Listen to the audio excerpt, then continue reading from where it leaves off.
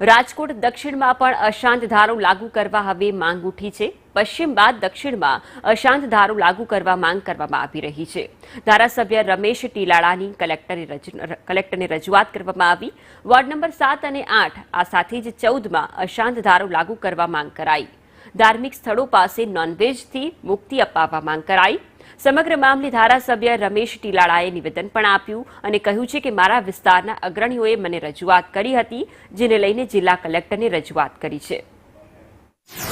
મત વિસ્તારમાંથી સોની બજાર અને અલગ અલગ સોસાયટીના આગેવાનો અને અન્ય સમાજના આગેવાનો મારી પાસે રજૂઆત કરવા આવ્યા હતા અને અમે કલેક્ટરશ્રીને મળ્યા હતા કે રાજકોટની અંદર ઘણી સોસાયટીમાં અશાંત ધારો લાગુ કરવા માટે ઘણો સમય પહેલાં એપ્લિકેશન આપેલી અને એ એપ્લિકેશનમાં ક્યાં કાર્યવાહી પહોંચી એના અનુસંધાને અમે કલેક્ટરશ્રીને કાલે રજૂઆત કરી હતી।